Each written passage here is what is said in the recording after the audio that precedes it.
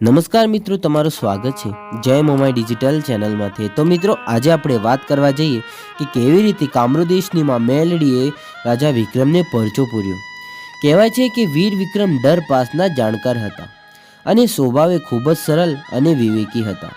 એક દિવસ રાજાને એમ થયું કે મારે તો યોગ સિદ્ધિ મંત્ર શીખવો છે। યો મંત્ર કામરૂદેશમાં શીખવામાં આવતો હતો। હવે વિક્રમ રાજાને તો આ મંત્ર શીખવાની એવી તાલાવેલી લાગી એટલે એક રાત્રે એ કામરૂદેશ જવા નીકળી ગયા। કામરૂદેશના જંગલના અંદર બાબા બારીનાથ પોતાની સાધના કરી રહ્યા હતા। તેની પાસે જઈ રાજા અલખ નિરંજન બોલ્યા। રાજાની અવાજ સાંભળી બાબા બારીનાથે પૂછ્યું, કોણ છે તું? અહીંયા શા માટે આવ્યો છે? ગુરુ મહારાજ, હું ઉજ્જૈન નગરીનો રાજા વિક્રમ છું અને હું યોગ સિદ્ધિ મંત્ર શીખવા આવ્યો છું। આ વાત સાંભળીને બાબા બારીનાથે પૂછ્યું, આ મંત્ર તારે શું માટે શીખવું છે? ત્યારે રાજા વિક્રમે કહ્યું, આ મંત્ર મારી પ્રજા માટે શીખવાનું છે। આ વાત સાંભળી બાબા બારીનાથ યોગ સિદ્ધિ મંત્ર શીખવાડા રાજી થઈ ગયા અને તૈયાર થયા, પરંતુ તેના માટે એક શરત રાખી।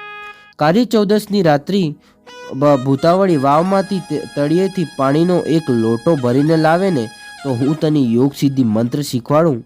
રાજા તૈયાર થઈ ગયો। હવે થોડા દિવસોમાં કાળી ચૌદસ આવી એટલે વિક્રમ રાજા શરત પૂરી કરવા રાત્રે 1 વાગે ભૂતાવળી વાવના આવ્યા અને એક લોટો લઈને વાવના પગથિયે ઉતરવા લાગ્યા। એના પશ્ચાત પગથિયા ઉતર્યા। વાવમાં સૂતેલી ભૂતાવળો જાગી અને વાવના ગોખળેથી કિલકારીઓ સંભળાવા લાગી અને ભયંકર અવાજ થવા લાગ્યો કે વિક્રમ રાજા વાવના તળિયે ઉતરી ગયા અને રાજા તને ખાઉં એવો અવાજ સંભળાવવા લાગ્યો। અહીંયા અનેક રાજા પાણી ભરવા આવેલા હતા, પણ કોઈ રાજા પાછો જીવતો ગયો નથી। આ બધા રાજાઓ મળી 1200 જેટલા ભૂતાવળો બની ગયા હતા। વિક્રમ ઉપર આવવા મહેનત કરે છે, પણ આનાથી કંઈ હલાતું નથી અને બધા ભૂતાવળો હસવા માંડ્યા અને બોલ્યા, હજી સુધી કોઈ જીવતો બહાર તો નીકળ્યો તો નથી, પણ તું ક્યાંથી નીકળી જવાનો છે? આવી વાતો સાંભળી રાજાના મનમાં થયું કે મોત આજે સામે આવીને ઊભી છે અને આજે મોત પાકી છે। આવા સમયે રાજા એની કુળદેવી હરસિદ્ધિમાને યાદ કરે છે એટલે થોડી દેર પોતે હરસિદ્ધિમાં પ્રગટ થયા અને બોલ્યા કે હે રાજા વિક્રમ, તું શું માટે અહીંયા આવ્યો છે? રાજાએ તેની આખી વાત જણાવી અને માતાજી બોલ્યા, મને કીધું હોત ને હું પોતે તને આ મંત્ર શીખવાડી દેતી, પણ હવે હું કંઈ કરી ના શકતી। હવે માતાજી ત્યાંથી અંતર્ધ્યાન થઈ ગયા અને કુળદેવી મદદ કરવાની ના પાડી નાખી હતી એટલે રાજાનો ડર વધવા લાગ્યો હતો અને તેને 64 જોગણીઓનો મંત્ર આપતો હતો અને તેથી 64 જોગણીઓને યાદ કીધી અને તેનો મંત્ર જાપ ચાલુ કરવા લાગ્યો અને તેથી 64 જોગણીઓ પ્રગટ થયા, પણ રાજાની મદદ કરવાની ના પાડી। કુળદેવીજી મદદ કરવાની ના પાડી નાખી અને અંતર્ધ્યાન થઈ ગયા।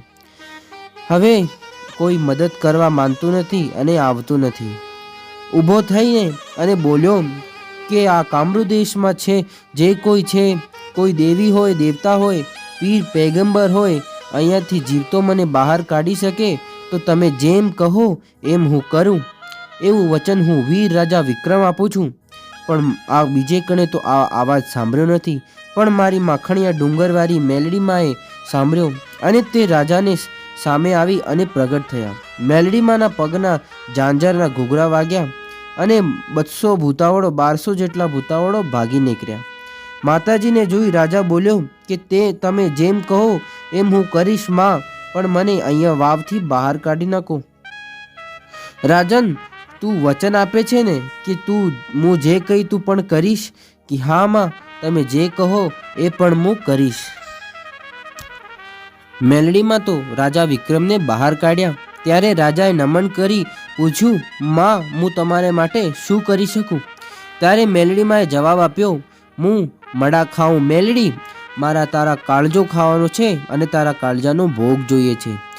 ત્યારે વિક્રમ રાજા પોતાની કટારી કાઢી અને કાળજું કાપવા નીકળ્યા।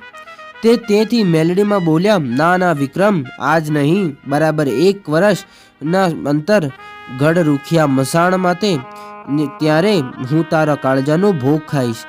આજનો દિવસ અને ત્યારેનો દિવસ એક રહેશે અને ભલે એમ કહી રાજા ત્યાં પોતાના રાજમાં આવે છે અને આમ કરતાં કરતાં સમય ગયો અને કાળી ચૌદસની રાત્ર આવી. વિક્રમ રાજા કટાર લઈ તૈયાર થઈ ઉજ્જૈનની ભવરી બજાર તરફ નીકળ્યો ચાલ્યો જાય છે. ચાલતા ચાલતા ઉજ્જૈનના ઉગમણે દરવાજે આવે છે ત્યારે 4 જોગણી અને હાથમાં ખપ્પર લઈને ચાલી આવે છે. અને આ જોઈ વિક્રમ રાજા બોલ્યા કે જોગણીમાં તમે ક્યાં જાઓ છો? તો જોગણી બોલી, વિક્રમ, તારા ઉજ્જૈનમાં જઈએ છીએ અને તારી ઉજ્જૈન નગરીની ભવરી બજારની 7મા માળે ઝરૂખે અને હાથી પગાર ઢોલિયા ઢાળી સિયાવણ સૈયણ નામની એક બાઈ મારા મંત્રો પડે છે અને આ ખપ્પર રોગ દોગના છે.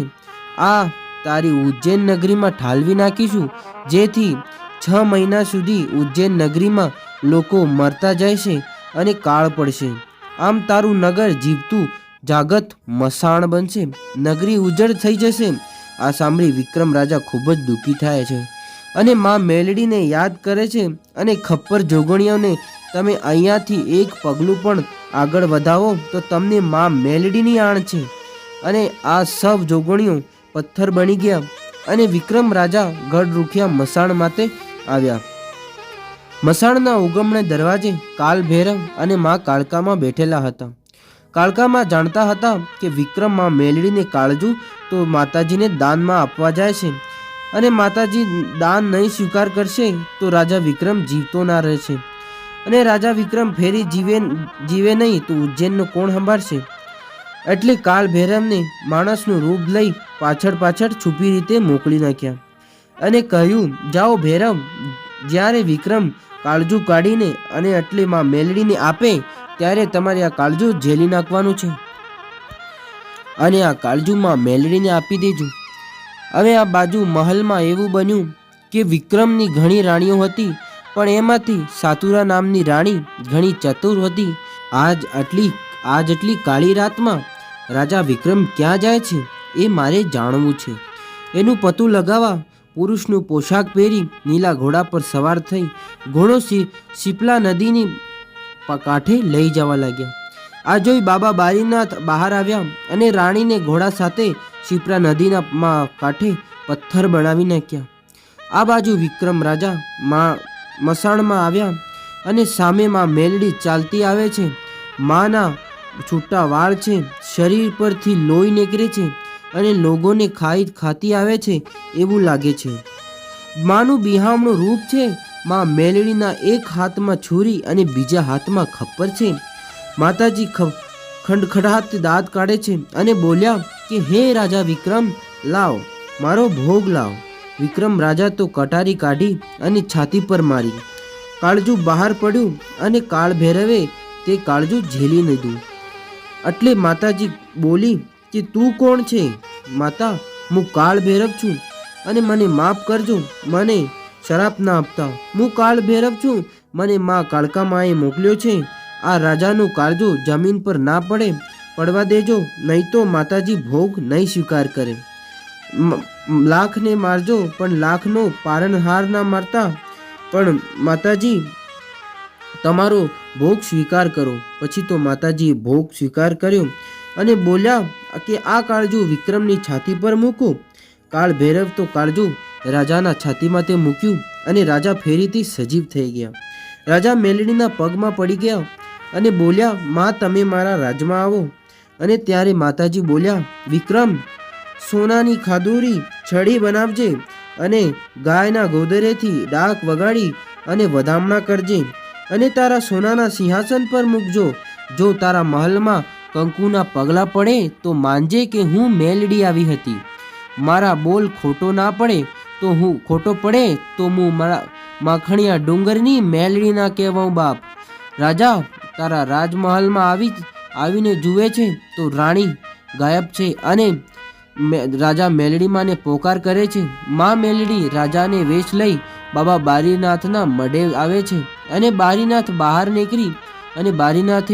નીકળી પાણીની અંજણી છાંટી તો માનો અસલી સ્વરૂપ દેખાયો અને માના 7મે સ્વરૂપે મેલડીમાં કાળી નાગણી બનીને બાબા બારીનાથના ગળે લપટાઈ ગયા કે બોલ દેવી, મારાથી ભૂલ થઈ ગઈ છે, મને માફ કરો અને તમે કોણ છો ત્યારે મેલડીમાં પ્રગટ થયા અને બોલ્યા, હું માખણીયા ડુંગરની મેલડી છું અને આ સાતુરા રાણીને પથ્થરથી મુક્ત કર.